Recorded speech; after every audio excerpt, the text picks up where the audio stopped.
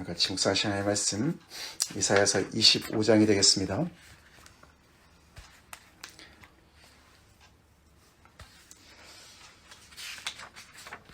24장에서 시작된 하나님의 그 심판, 유다 예루살렘을 넘어서서 열방을 넘어서서 정말 하늘과 땅의 모든 전 우주적인 하나님의 심판의 메시지, 마치 창조를 뒤엎어버리시는 듯한 정말 땅을 공허하게 만드시는 그런 하나님의 말씀이 24장부터 시작이 되었는데, 특별히 어저께 그런 와중에도 하나님께서 시온산과 예루살렘에서 왕이 되시고 그 장로들 앞에서 영광을 나타내실 것입니다. 이렇게 그런 정말 암울하고 정말 그 세상의 끝날 같은 그런 상황 속에서 소망을, 하나님의 어떤 그런 통치를, 새로운 그런 역사를 말씀을 하셨죠. 그래서 많은 무리들이 하나님을 찬송하고 땅끝에서부터 노래하는 하나님의 의로우시다, 그렇게 노래하는 그런 이야기가 24장 후반부에 나왔었습니다. 그 무리들이 아마도 이 야훼 공동체죠. 끝까지 이런 상황 속에서 끝까지 하나님을 신뢰하며 하나님을 믿고 의지했던, 좁게는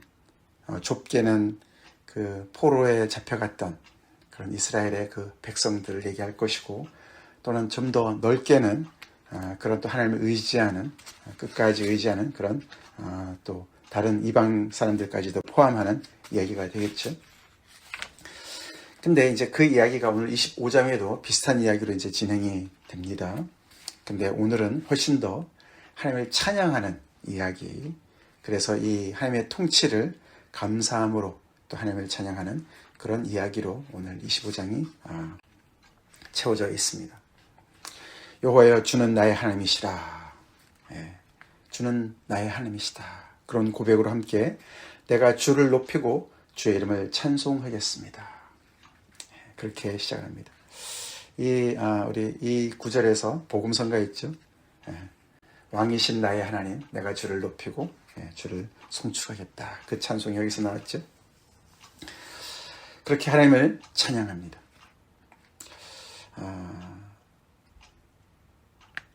그 이유가 항상 나오죠. 하나님을 찬양하는 이 성경의 이야기는 항상 공허한 찬양이 아니에요. 그렇죠? 이유가 분명해요. 오늘 여기서의 이유는 하나님께서 역사를 이루셨는데, 행하셨는데, 그 행하신 일이 성실하심과 진실함으로 행하셨는데, 그것은 옛적에 정하신 뜻대로 행하신 것입니다. 하나님의 행하심은 항상 하나님의 원래 계획하신 뜻대로 행하시는 것이죠. 그냥 우연히 하신 것이 아니죠. 그것을 근데 성실하시게, 진실하시게 항상 행하셨는데, 이번에도 그렇게 행하셨습니다. 그렇게 시작을 합니다. 무엇을 행하셨나? 왜 이 사람은 찬송하나? 하나님의 이름을 높이나? 주께서 성읍을 돌무더기로 만드셨다. 견고한 성읍을 황폐하게 하셨다. 외인의 궁성을 성읍이 못되게 하시고 영원히 건설되지 못하게 하셨다. 이유가 굉장히 부정적이에요. 그렇죠? 성읍이 돌무더기가 된 것을 보면 슬퍼해야 될 것 같은데, 애통해야 될 것 같은데, 그것 때문에 하나님을 높이고 하나님께 찬송하는 것입니다. 이 성읍이 문제인 것이죠. 이 성읍이 그동안에 하나님을 떠나서 교만해졌던 것이죠. 그래서 다른 힘없는 자들을 짓눌렀던 그런 세력을 얘기하는 것이겠죠. 과연 이 성읍, 도시가 어느 도시를 얘기하는 것이냐? 바벨론인 것 같습니다. 그렇죠? 그러나 바벨론뿐만 아니라 바벨론과 비슷한, 그렇게 자만해지고 교만해진 그런 모든 도시를 얘기하는 줄로 믿습니다. 하나님을 두려워하지 않고 스스로 높여서 자기들의 그런 그 권세와 힘으로 없는 자들을 짓밟는 그런 모든 성읍들을 다 포함하는 것이에요. 그래서 이름이 안 나오는 거예요. 일반적인 도시라고, 성읍이라고 얘기합니다. 하나님께서 그런 모든 성읍을 돌무더기로 만드셨다. 그것을 이미 정하신, 옛적에 정하신 뜻대로, 하나님의 창조의 질서대로 그렇게 하셨다. 그런 뜻인 줄 믿습니다. 그것에, 그런 의로우신 이기 때문에 이 노래하는 자는, 이사야는 하나님을 높이는 거예요. 주의 이름을 찬송하는 거예요. 우리는 어느 편에 있습니까? 우리는 성읍 편에 있습니까? 망하는 도시 편에 있습니까? 아니면 그 세상의 권세에 짓눌려 있지만 그러나 창조주 하나님을 경외하면서 그때를 기다리면서 이런 하나님을 찬송할 그 편에 서 있습니까? 우리는 이 하나님을 나의 하나님으로 고백할 수 있습니까? 그러면 우리는 그런 삶을 살아야 될 줄은 믿습니다. 우리의 모든 교만과 우리의 그 모든 하나님을 떠나 있는 자만심과 교만함과 모든 독립심을 다 주님 앞에 내려놓아야 되겠죠. 3절 강한 민족이 주를 영화롭게 하며 포악한 나라들의 성읍이 주를 경외하리이다. 결론적인 얘기죠. 강한 민족, 포악한 나라들 다 이 성읍과 연결된 존재들인데 결국에는 이렇게 겸손케 되어져서 폭삭망해서 하나님의 권세를 그때 깨닫고 이제야 드디어 하나님을 영화롭게 하고 하나님을 경외하게 될 것이다. 결과론적인 얘기입니다. 우리가 의지했던 모든 것들이 아무것도 아니었구나. 하나님 앞에서 아무것도 아니었구나. 라는 것을 자백하는 거나 마찬가지죠. 그런 와중에 하나님은 정말로 이런 강력한 이 포악한 이 세력들을 맞서서 정말 힘없고 정말 약한 자들을 보호하신다고 그 다음에 이야기가 나오죠. 하나님은 이 포악한 자들이 이 정말 이 빈궁한 자들과 가난한 자들을 집어삼키려고 정말 그들을 향해서 다가오는 모든 그 세력들을 그 세력을 어떻게 표현합니까? 포악자의 기세를 어떻게 표현하죠? 4절에 보니까 성벽을 치는 폭풍으로 표현합니다. 성벽에 몰아치는 폭풍이 막 몰아치는 거예요. 요즘에 뭐 태풍이 얼마나 정말 여기저기서 그렇죠? 우리가 상상을 할 필요가 없어요. 그냥 뉴스를 보면 나오지 않습니까? 그냥 차도 날아가고 말이야. 집도 그냥 뜯겨나가고 엄청난 그런 태풍을 우리가 보게 되는데 그런 기세로 성벽을 칩니다. 그 안에 있는 가난한 자들, 힘없는 자들을 칩니다. 그런데 놀랍게도 하나님께서 그들의 요새가 되신다고 얘기합니다. 빈궁한 자의 요새가 되어주신다. 환난당한 가난한 자의 요새가 되신다. 할렐루야. 하나님께서 그들을 보호하신다고 말씀하십니다. 그래서 폭풍 중에 피난처가 되어주시고 폭양을 피하는 그늘이 되어주신다. 요즘에도 그냥 뜨거운 그런 여기저기서 정말 그 열로 말미암아 엄청난 지금 피해를 입고 있는데 그런 것을 피할 수 있는 그늘이 되어주신다. 그러니 그 빈궁하고 가난한 자 중에 하나였던 이 시인이 그렇게 하나님을 노래하고 찬양하지 않겠습니까? 그렇죠? 이렇게 기세등등했던 이런 세력들로부터 나를 지켜주시고 건주시는 하나님께 감사합니다. 그런 중에도 저의 요새가 되어주셨습니다. 피난처가 되어주셨습니다. 그늘이 되어주셨습니다.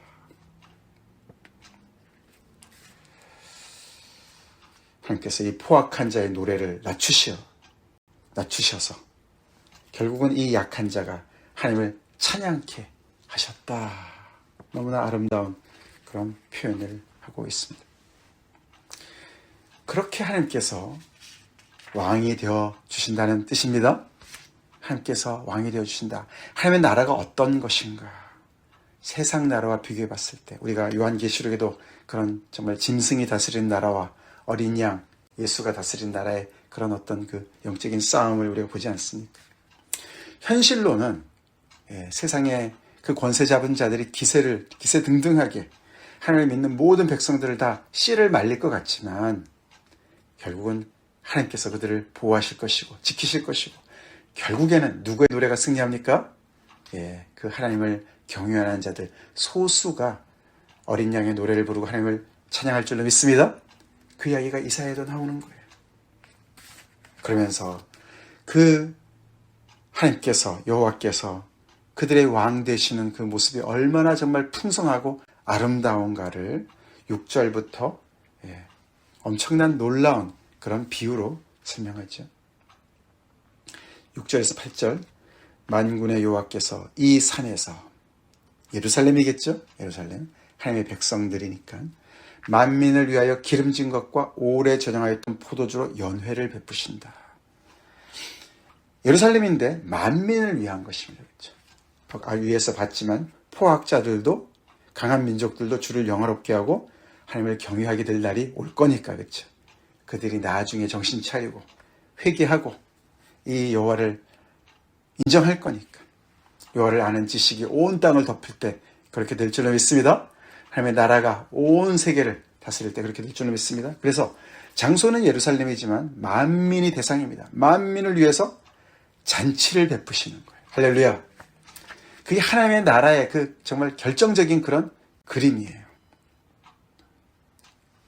하나님께서 이 포악한 자들을 다스리시고, 이 빈궁한 자, 가난한 자들을 구원하신, 그래서 그들을 다스릴 때 그 모습이 잔치자리라는 거예요. 잔치자리.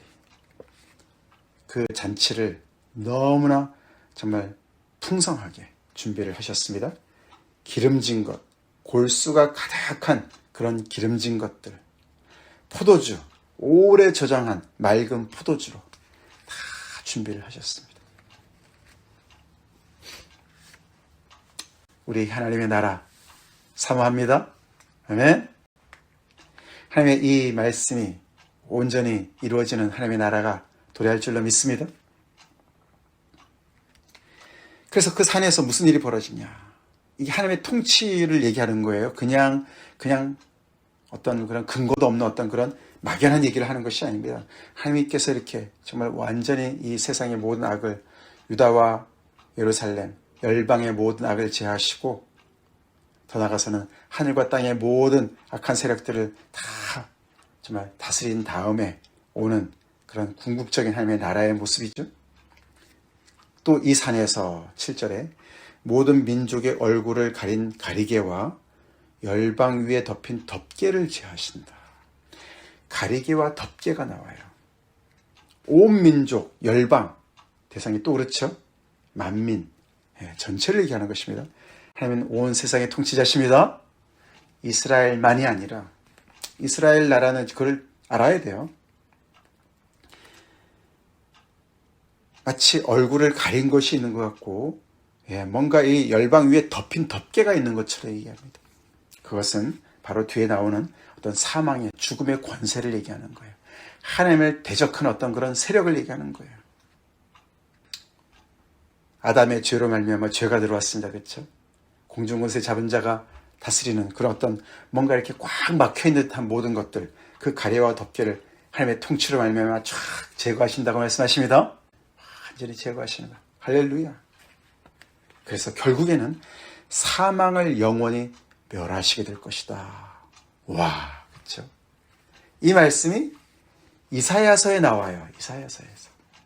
사망을 멸하실 것이다. 영원히 멸하실 것이다. 이 멸하신다는 단어가요, 원어로는 삼킬 것이다, 그런 뜻이에요. 큰 물고기가 상대적으로 덜 큰 그 물고기를 확 삼켜버린 것처럼 하나님께서 사망을 꿀꺽 삼켜버리실 것이다. 우리가 고린도서 15장에 부활장에도 바울이 똑같은 표현 하지 않습니까? 그렇죠? 사망이 삼킨 바 된다. 15장에 나오죠. 가리개와 덮개만 제하시는 것이 아니라 그 하나님의 그 대적을 다 정말 그 적재하는 하나님의 창조 질서를 정말 거스리는 모든 악한 세력들, 그게 바로 사망이죠. 이 모든 이 포악한 나라들, 그런 어떤 세상의 권세들, 그런 것의 배후 세력이 바로 사망이에요. 그냥 나이가 들어서 죽는 것, 그 사망을 얘기하는 것이 아닙니다. 하나님의 창조 질서를 거스르는 모든 적대 세력을 사망으로 표현하는 거예요. 그 근본을 없앨 것이다. 그 뜻입니다. 이 날이 오면 얼마나 좋겠습니까? 그래서 하나님께서 이렇게 지면을 뒤엎으시는 이유가 그냥 완전히 다 멸절시키려는 것이 목적이 아니라 새로운 창조를 하시기 위한 것이죠. 그래서 어제도 말씀드렸지만 산고죠. 진통이죠. 새 생명을 잉태하고 그것을 낫게 하기 위한 하나님의 정하신 뜻을 실행하시는 그런 혼란이죠. 혼돈입니다. 그래서 결국에는 사망까지도 다 삼켜버리신 그런 날을, 그것이 바로 하나님의 통치를, 온전한 통치를 얘기합니다. 그렇기 때문에 그때는 모든 얼굴에서 눈물을 씻기실 것입니다. 자기 백성의 수치를 온천에서 제하실 것입니다. 그게 하나님께서 시온에서, 예루살렘에서 왕이 되시는 그런 진정한 의미예요. 하나님은 긍정적이죠. 연회를 베푸시는 것. 하나님은 부정적입니다. 악한 세력, 사망까지도 다 제거하시는. 그래야만 연회를 편하게 하시겠죠. 사실 그러나 이 사망이 정말 완전히 사망이 이렇게 하나님께서 없애실, 멸하시는 그 전에도 하나님은 백성들을 위해서 연회를 베푸시죠. 예를 들어서 우리가 시편 23편에 그렇죠. 원수의 목전에서 우리에게 상을 베풀어 주시는 분이시죠.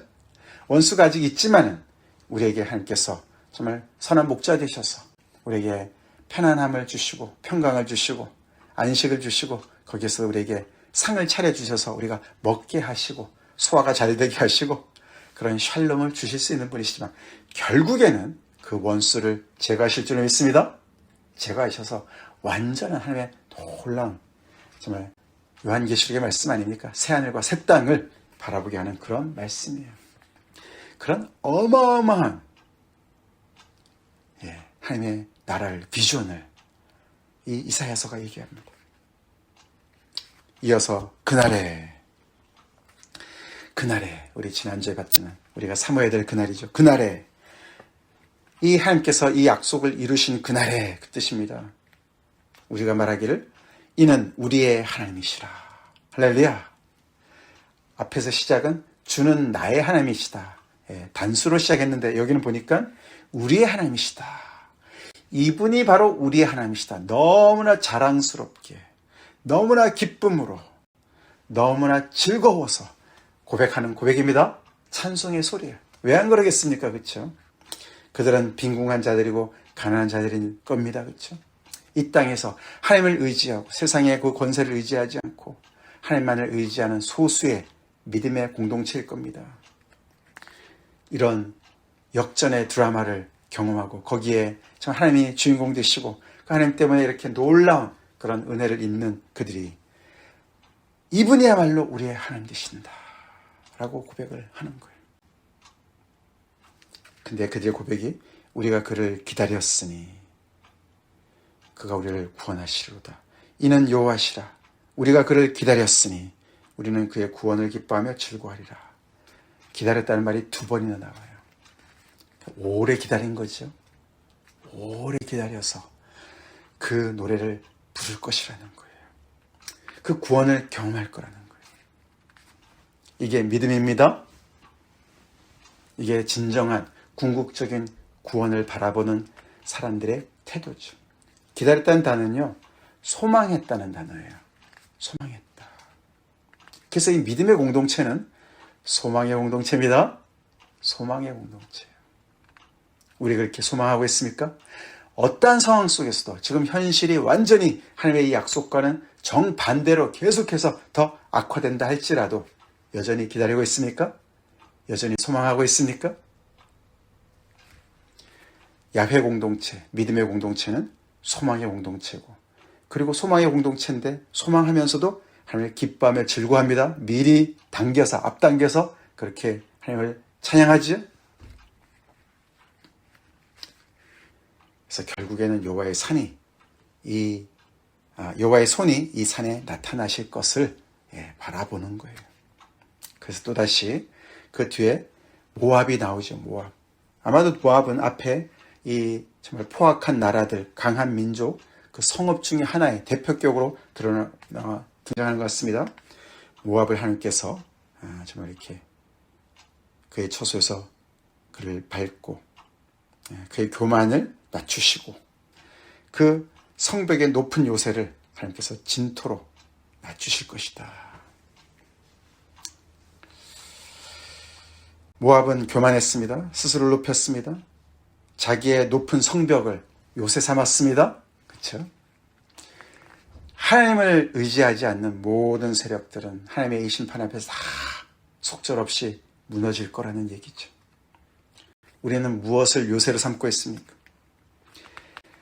빈궁한 자, 가난한 자는 다른 의지할 것이 없으니까, 내세울 것이 없으니까 하나님을 의지합니다. 근데 그 하나님이 진정한 요새가 되시죠? 영원한 반석 되시죠? 근데 자기 나름대로 요새를 지어놓고 높은 성벽을 지어놓고 나는 여기서 안전해. 그런 자들 대표가 바로 모압인 거예요. 그들이 세상의 권세자, 바벨론이고 아수르고 오늘날에 정말 그 하나님을 대적하는 모든 악한 세력들, 기고만장한 세력들입니다. 그러나 그들이 완전히 하나님께서 낮출 그 날이 올 거라고 얘기합니다.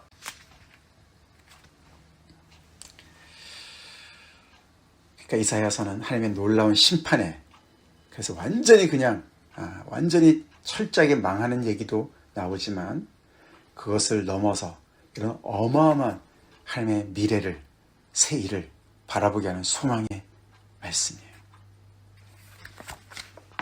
이 두 가지의 말씀 다 잘 듣고, 그러나 특별히 더 이 소망의 메시지를 우리가 마음에 품고 하나님의 구원을 기다립시다. 우리의 현실 속에서도, 또 우리의 각자의 삶 속에서도, 또 하나님께서 영원히 이루실 그 하나님의 나라를 우리가 이렇게 소망하면서 오늘날 우리 하나님의 나라의 백성으로 삽시다. 세상에 충성하지 말고, 세상 나라에 충성하지 말고, 세상의 그 포악한 세력들에게 무릎 꿇지 말고 믿음을 사수하고 하나님의 이 나라를 바라보고, 그래서 이 하나님의 그 통치 아래서 이 연회에 참여할 날을 우리가 소망합시다. 기도하겠습니다. 감사합니다. 하나님,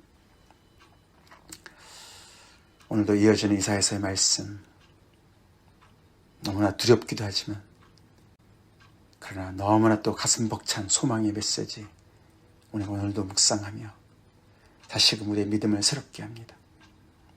하나님의 통치가 결국엔 이렇게 나타날 것이고, 이렇게 이루실 하나님의 그 창조의 그 뜻대로, 질서대로, 목적대로 온 땅을 다스리시고 온 우주를 그렇게 만드실 하나님의 그 능하신 손 아래서 겸손히 주님을 바라보기 원합니다.